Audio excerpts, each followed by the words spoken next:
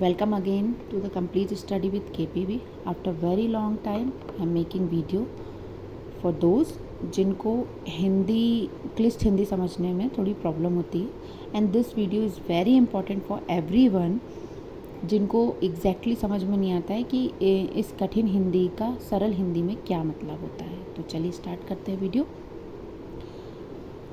First है आपका मनोभाव। मनोभाव का मतलब होता है आपका स्वभाव कैसा है, मिजाज कैसा है। इन इंग्लिश सेंटीमेंट, एटीट्यूड, किस तरह का बच्चे का एटीट्यूड कैसा है, उसके एटीट्यूड पे ही डिपेंड करता है कि वो कैसी स्टडी करेगा, या उसका सेंटीमेंट पे डिपेंड करता है ये सारी चीज़ें। सेकंड है आपका बहु परिप्रेक्ष्य। इसका मतलब होता है मल्टीपल पर्सपेक्टिव, यानी कि विभिन्न आयामों में। कई बार बहु परिप्रेक्ष्य का मतलब इसलिए नहीं समझ में आता कि क्या कहना क्या चाह रहे हैं एग्जैक्टली। तो यानी कि विभिन्न दृष्टिकोण, आप किसी चीज़ को किस किस तरीके से देख सकते हैं, या आप किसी प्रश्न को किस तरीके से या कितने प्रकार के उसके उत्तर दे सकते हैं, इस पे डिपेंड करता है। थर्ड है आपका पृष्ठभूमि। पृष्ठभूमि यानी कि बैकग्राउंड आपका, फ्रेमवर्क आपका, या किसी बच्चे के लिए कैसी पृष्ठभूमि तैयार की जाए कि वो अच्छे से अच्छी पढ़ाई कर सके। शिक्षक को कैसा बैकग्राउंड देना चाहिए बच्चे को जिससे वो आसानी से शिक्षा ग्रहण कर सके, इसका मतलब ये होता है। सामवेगिक यानी कि भावनाओं को, संवेग को, अपने इमोशंस को रिप्रेजेंट करना, सामवेगिक का मतलब। नंबर 5 है भयावह। भयावह is a easy word but after that भयानक, घोर, टेरिबल, हॉरिफाइंग होना। या कई बार होता है कि एक बच्चे को कोई समस्या है या वो नॉर्मल बच्चों की तरह नहीं है, तो उसके लिए क्लास में रहना, क्लास को समझना बड़ा भयावह होता है, यानी कि उसके लिए उस चीज़ को फेस करना बहुत टेरिफाइंग होता है। नंबर 6 है आपका सुसाध्य। सुसाध्य यानी कि संभव होना या पॉसिबल होना, आसानी से किसी चीज़ को करा जा सकना, वो सुसाध्य होता है। नंबर 7 प्रतिस्पर्धिक। प्रतिस्पर्धिक यानी कि कॉम्पिटिटिव, प्रतिद्वंदिक। आपके प्रतिद्वंदी कौन है या आपके प्रतिस्पर्धी कौन हैं, यानी कि जिनसे आपको जिनके अगेंस्ट आपको वर्क करना है, या जो आपके साथ इक्वालिटी में एग्ज़ाम दे रहे हैं, प्रतिद्वंदी। नंबर 8 है आपका निर्दिष्ट। निर्दिष्ट यानी कि उल्लेखित करना, नामांकित करना, किसी चीज़ को स्पेसिफिक तरीके से किसी चीज़ को बताना। 7 है नंबर 9 इज़ आपका प्रतिज्ञप्ति। प्रतिज्ञप्ति यानी कि प्लेज। हम किसी चीज़ के लिए प्रतिज्ञा ले रहे हैं, किसी चीज़ के बारे में संकल्प ले रहे हैं, हम संकल्पित हो रहे हैं कि आज तो ये पूरा काम कंप्लीट कर ही लेना है, दैट्स कॉल्ड प्रतिज्ञप्ति। नेक्स्ट है आपका अनुत्क्रमणीय। अनुत्क्रमणीय शब्द आपने अधिकतर साइंस में सुना होगा, वहीं यूज़ करते हैं मोस्ट ऑफ द टाइम। अनुत्क्रमणीय का मतलब है जिसे बदला ना जा सके, जिसका उत्क्रमण ना हो सके। इरिवर्सिबल यानी कि जिसे वापस उस अवस्था में ना लाया जा सके। जैसे हमारी ये केमिकल रिएक्शंस होती हैं, अनुत्क्रमणीय होती हैं। नंबर 11 है पठन वैफल्य। हमने डिसलेक्सिया सुना है, अपपठन, वाक विकार, पर कई बार पठन वैफल्य समझ में नहीं आता। What is the mean of पठन वैफल्य या वाक विकार क्या होता है? जो पढ़ने में समस्या होना, समझना नहीं समझ पाना, डी को बी को डी समझ लेना, या बी को डी पढ़ देना, ये सारी प्रॉब्लम पठन वैफल्य।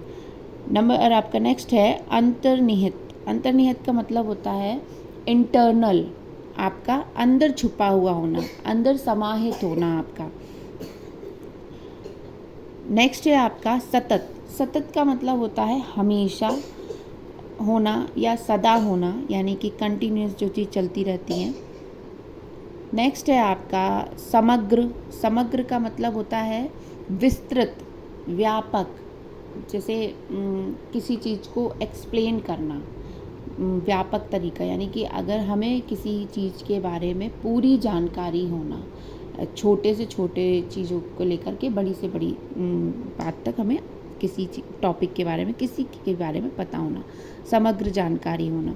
जैसे बच्चे को जब एक शिक्षक पढ़ाता है तो उसको उसके बारे में समग्र ज्ञान होता है कि वो बच्चा कैसा है पढ़ने में, किस सब्जेक्ट में किस तरीके का है, उसका नेचर कैसा है, कितनी जल्दी वो कोई काम कर लेता है, किसी चीज़ को समझना, तो उसके बिहाव पर समग्र का मतलब विस्तृत। नेक्स्ट है आपका परिवेशीय। परिवेशीय का मतलब होता है जलवायु, क्लाइमेट, आप कैसे आप किन जगहों पर रह रहे हैं, कैसा एटमॉस्फेयर है।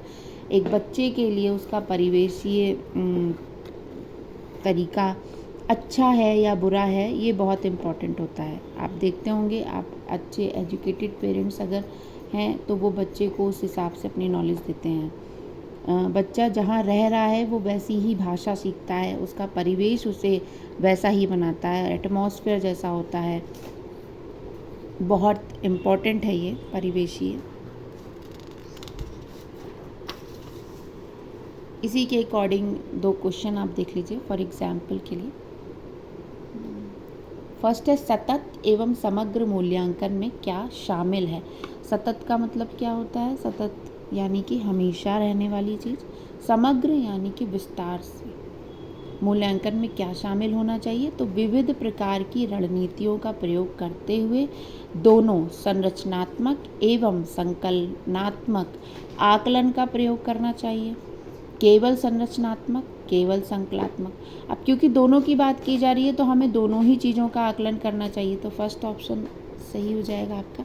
सेकंड है आपका बच्चे अनेक घटनाओं के बारे में सहजानुभूत सिद्धांत की संरचना करते हैं। इस पृष्ठभूमि में एक शिक्षक को क्या करना चाहिए?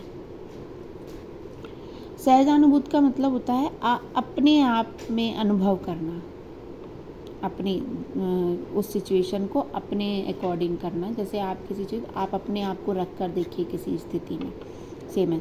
तो बच्चों के विचारों को खारिज करना, ये तो नेगेटिव वर्ड हो गया खारिज, तो ये वैसे भी ऑप्शन नहीं होगा सही। सेकंड है आपका संवाद के द्वारा बच्चों की इन अवधारणाओं को चुनौती देना चाहिए। हम अगर बच्चों से कोई संवाद कर रहे हैं या किसी बारे में कोई डिस्कशन कर रहे हैं तो हमें उनसे उनकी बातें सुननी भी चाहिए, और फिर उनको और उनकी ग्रोथ हो, डेवलपमेंट हो, तो उनसे और क्रॉस क्वेश्चन या चुनौतीपूर्ण प्रश्न पूछने चाहिए, जिससे उनके विचार और जागृत हो, जिससे उन्हें और नॉलेजेबल हों वो लोग। इस बिहाफ पे ये आंसर दिया जा रहा है। थर्ड है बच्चों के विचारों एवं सिद्धांतों को अनदेखा। अनदेखा इज़ ऑल्सो नेगेटिव वर्ड, तो ये बिल्कुल नहीं होगा, तो आपका सेकंड ऑप्शन जो है वो सही हो जाएगा। इसके अकॉर्डिंग आपको कई बार होता है कि जैसे हमें ये हिंदी के नॉर्मल हिंदी पता है तो हमारा क्वेश्चन को समझना आसान हो जाता है, जिससे हम आंसर बहुत हद तक सही दे पाते हैं। तो अगर आपको ये वीडियो पसंद आए हो तो please do like, share and subscribe, ताकि मैं ऐसे और वीडियो बना सकूं। Thank you so much.